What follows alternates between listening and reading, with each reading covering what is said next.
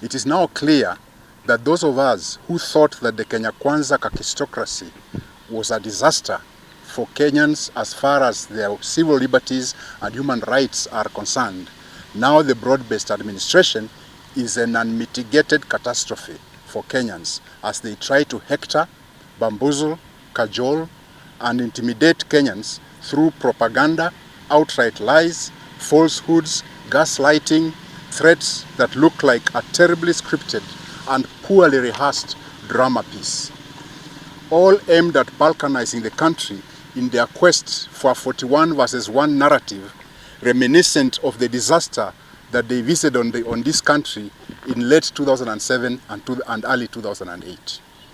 Public demonstrations from time immemorial have always been accompanied by burning of effigies of leaders, and indeed sometimes making of coffins where the leaders' effigies is placed and then burned or buried.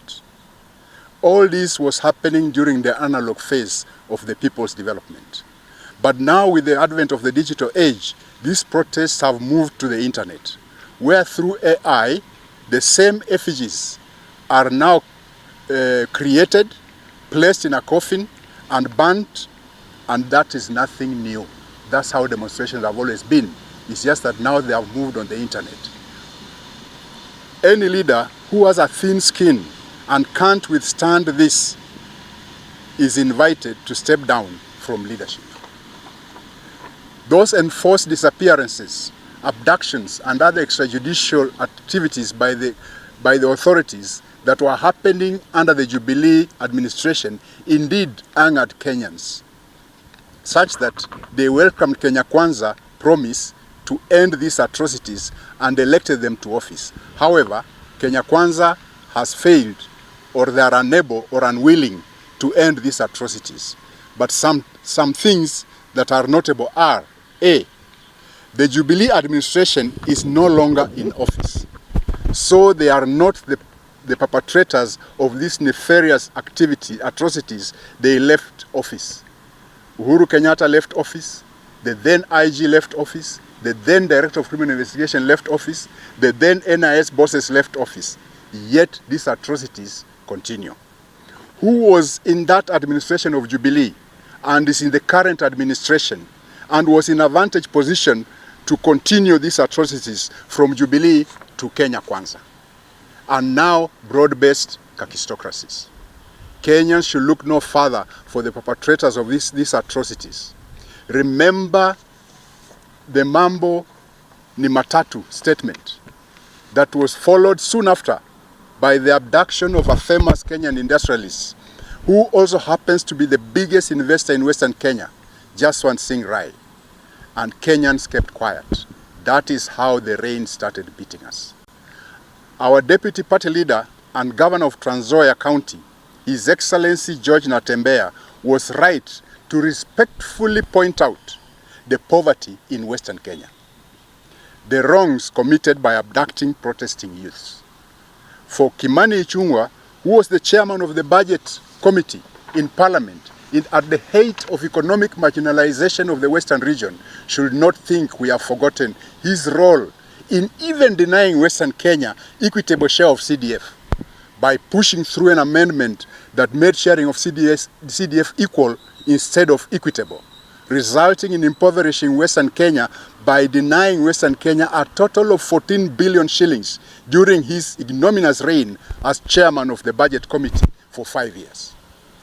His childish and uncouth attack on Natembeya reflects his low opinion of leaders from Western Kenya, and the Speaker of the National Assembly should tread carefully with friends like Ichungwa, who will happily lead him to a terrible and ignominious exit. To imply that Natembeya abducted and murdered people is a legally actionable offense on the integrity of George Natembeya, and we dare Ichungwa to go to Mount Kenya region and say that in a public gathering. Yes, we are economically marginalized as a community, and any attempt to shut us down by branding us tribalists will not work, because it is tribalism practiced by the likes of Ichungwa that has terribly marginalized us and hurt Western Kenya, but hopefully not permanently. We call on His Excellency Governor George Natembeya not to despair, but to up his defense of the community by fighting for our rights and indeed all Kenyans. There was a coded message passed by the Honorable Speaker of the National Assembly, Honorable Moses Maskewe Tangula, at the funeral of his mother. In Bukusu, he said, Natembeya ararongas. That's a coded message. We heard that coded message in 2013 in Bumula against Wakoli Bifoli. We heard that message in 2022 in Tongaren against me. We heard that message in Kandui against Wamunyinyi. That Hurongazi, we heard that message spoken against Wangamati. That is a coded message by Moses Maskewe Tangula, meaning he'll rig the election. We dare him to rig again as he did last time, for he has a record, and it's even in the judicial archives, of his role in that Hurongasi coded message of his. What Natembeya said was nothing new. Raila Amolo Odinga said it in Homa Bay, in front of the same Ichungwa and the President William Ruto. They did not react like that. Why are they reacting like that to George Natembeya? The failed 13th Parliament, under the leadership of Ichungwa as the majority leader, and the Honorable Moses Maskewe Tangula as the Speaker, will go down in history as the worst parliament ever since independence. Yani mmeambiwa vizuri, William Ruto alikuwa kwa serikali iliyokwisha. The one Kimani Ichungwa was referring to. William Ruto was there as deputy president. Na kama iko watu walikuwa abducted na kuwawa akiwa naibu wa rais, yeye pamoja na rais wakati huo ndio wangejibu. In fact, Natembeya was a mere administrator ambaye alikuwa kwa region hapa. He was not anywhere. He was not the DCI. He was not the Inspector General. He was not Deputy President or Cabinet Secretary for Interior. He was a low-key officer in the region, just a regional commissioner. Hakuna vile Ichungwa anataka kutani. Hii propaganda wanajaribu kutani kwa watu wengine ndio wanafanya. They are the ones doing it. Ni Ichungwa na hiyo grupu ya William Ruto ndio wana abduct watu wakiua. Na wajue hii mambo itakuja kukwisha. Lazima Wakenya waamuke tumalize haya mambo ya abduction. William Ruto himself admitted, na vile Natembeya alimwambia, alisema atakomesha abductions. Alisema atakomesha abduction, lakini wazazi nyinyi na nyinyi muongee na watoto wenu waache kufanya hizo vitu wanafanya. Yani that was a direct admission. Yes. That has been, he's aware of his officers abducting people, the youth. Na ataisimamisha, lakini na nyinyi wazazi muongee na watoto wenu. That is what essentially he said. Sijui kama mko na swali kabla pengine mwenzetu mmoja. Yeah. And we applaud our deputy party leader, second deputy party leader, Mheshimiwa Governor Natembeya, for the boldness, for demonstrating very strongly that as a party we stand for the people, we stand for Kenyans, and those that have been abducted, we stand with the missing families of the missing people, missing persons in Kenya. And we want to encourage Governor Natembeya that as a party, and I'm sure many Kenyans that have gone through this are with him, he should not despair or do anything that would appear that he has been intimidated, as he should liwe na mtu hata kidogo. If you talk about the man who, tried to lecture our governor, huyu Kimani Ichungwa, we know Kimani Ichungwa very well, and you also know that he cannot address a rally even in his own Kikuyu constituency. Yes. You are also aware that his house was burned when he voted yes for the Finance Bill 2023 and the one of 2024. Yes. You are aware that he is only found in Nairobi in State House or anywhere outside Nairobi with the president, but he cannot move alone. Yes. Even to Mount Kenya region, he cannot move to Kiambu and address a rally. Alafu anakuja hapa Bungoma kutusi watu viongozi wa hapa Western. We cannot allow that. And we are warning him. Tulifanya heshima, tungemngojea. Ilikuwa matanga ya mama yetu, mama ya speaker. Yes. We are warning huyu Kimani Ichungwa asijaribu kuleta hiyo ujinga ako nayo hapa Western region. Yes. Kama viongozi, we are not going to sit back and watch mtu atoke nje kufanya matusi kwa governor Natembeya. Yes. Na tutaendelea kusimama na yeye. We are going to issue another statement in Nairobi with our partners, coalition partners. Mnajua we are at the moment working towards a coalition, and we'll be coming up with a comprehensive statement from coalition partners and ourselves. Finally, Kimani Ichungwa is the leader of minority. Leader of majority. Sorry. Kimani Ichungwa is leader. Invite, it should be minority. Because they stole the majority. Okay, he is the leader of majority, a leader in parliament. What is his mandate? Does his mandate include kutembea Kenya mzima akitusi watu? Or he's supposed to be concentrating on leading government business in parliament and transacting legislation in parliament for the government? Instead of doing that, which is part of his mandate, anatembea kila mahali Kenya akitusi watu. Anatembea kila mahali Kenya, mmeona akiwa yeye ndio mdomo ya kutusi watu katika Kenya. So mimi nataka kumuonya on behalf of my colleagues wenzetu hapa, Kimani Ichungwa, fanya kazi yako. Yes. Wachana na watu wengine. Matusi hiyo umekuwa ukifanya hii muda yote, lazima itafika kikomo. Yes. Na even ujue Kenya kwanza inaenda kukwisha. Yes. Kenya kwanza ikikwisha, you will answer these things you have been talking about, all the things you have been doing, lazima utajibu. When Mheshimiwa Natembeya, governor, said about poverty in Western, actually when Kenya Kwanza came to the administration, they promised they will bring a new factory in Nzoia. Nzoia ikaanguka, imeanguka, vijana wako na employment. Mumias imeanguka, vijana wako na employment. Kitinda hapa wametupromise ati itaamuka, sijui itaamuka when. Because those are the factories that could have improved the economy of our region. So he's very right actually. On that he's very right.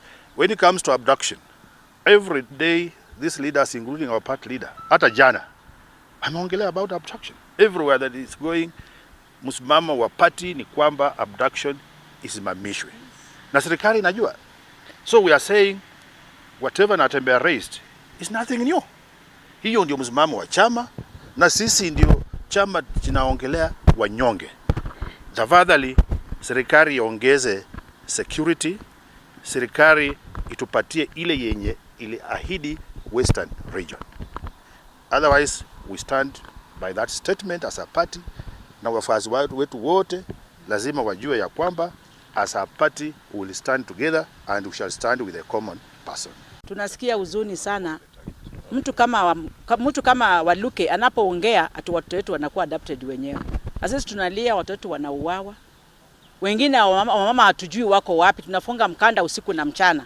Alafu anarudi kusema watoto wanakuwa adopted wenyewe. Tunaona hawakuwa na heshima na hiyo matanga ya huyo mama. Hiyo matanga haikuwa na heshima, ilikuwa ya siasa, haikuwa matanga. Kwa sababu hata Moses Wetangula mwenyewe kwa matanga ya mama yake hakupatia heshima mama yake, matanga heshima. Hiyo matanga ilikuwa ya kutukana watu, na kudharau kila mtu na kufanya vituko vyenye vina maana hata kidogo. Hiyo haikuwa mazishi. Hiyo ndio ninaweza ongea. Niambie gavana Natembeya kongole sana kwa kuonyesha ukakamavu na ujasiri ambao ulionyesha jana kule kwa matanga. Sasa hivi kama inji pia tumefika, tunahitaji viongozi ambao wanasimama kuzungumza kwa niaba ya Wakenya milioni 50. Natembeya ni kiongozi mmoja wapo ambaye amejitokeza na anaonyesha kwamba ako tayari kutetea wananchi wa Kenya. Na sisi kama vijana tutazidi kumpea support ambayo anahitaji, tutazidi kusimama nyuma yake. Na kwa vijana wa Kenya, mimi nataka kuambia hivi. Hii serikali imeamua kwamba imalize vijana. Na sisi kama vijana tusiogope, lazima tuzidi kuambia serikali yale maovu ambayo wanafanya. katika streets walituua, lakini katika mtandaoni hawatatuweza. Tuendelee kuzungumza bila uoga ili tutetee vizazi ambavyo vinakuja mbele. Kwa mzee Atwoli tunaweza kumsamehe. Amekuwa mzee. Na and you know hata even fools grow old. So yeye tunaweza kumsamehe. Lakini mtu kama Waluke remember how he got away with that court case. So lazima angekuwa naozea jela. So lazima aongee hivyo thinking that is pleasing the president. And that is the tragedy of Bungoma. The quality of leadership we are having in Bungoma is a shame. It is embarrassing that you can state such a thing. Mtu anaweza kujiabduct na ajiue. That is what they said about Robert Ouko. And that is what they are saying now. I did not expect that from a parent, a leader, worth his salt. So those ones, with Atwoli, I don't want to comment. I think he's too old, and I he's becoming, when you pass a certain age, your faculties become compromised. And as a medical doctor, I can't blame him for it. Tuhakikishe ya kwamba tuwe na usalama. Viongozi wetu kwa viwango vyote ambavyo tumepikiwa kura. Wananchi na waomba sana tuwaheshimu. Matanga ya maana kama ile ya mama ya Right Honorable Speaker Wetangula. Hiyo ni matanga ambayo kila mtu kiongozi yoyote, even kutoka nje ya nchi, lazima wafika hapo walie, kukonsole na familia ambayo imefiwa. Lakini hizo statements ambazo viongozi wenye walitoka nje walikuja na wanaongelea kuhusu viongozi wetu ambao wamechaguliwa hapa Bungoma County. Hiyo kweli ni kitendo cha upusi na ni ujinga sana. Sio heshima. Kiongozi yeyote Bungoma County iwe Kenya aheshimiwe. Na chenye naomba wananchi wa Kenya, Bungoma County, na waomba mkuwe watulivu. Siasa haichafika. Sisi kama wana DAP Kenya, chenye sisi tunaomba usalama. Na viongozi wenye wako mbele, msituweke saizi kwa hali ya siasa. Na saizi tumepaki na miaka 3. Lazima tufanyie hawa Kenya kasi. Hiyo maneno muachane na muhakikishe ya kwamba kama mtu amefiwa, sisi viongozi tufika hapo tumulie, sio kumpikia kelele ama kuset ground ya kupikia wengine kelele, sio heshima. Mimi naomba tuwe na usalama. Na chama ya DAP Kenya, viongozi wote Kenya, mkuwe tayari kujoin hiyo chama. Bungoma County tuko na tutaendelesha hii chama iende kwa upeo wa juu.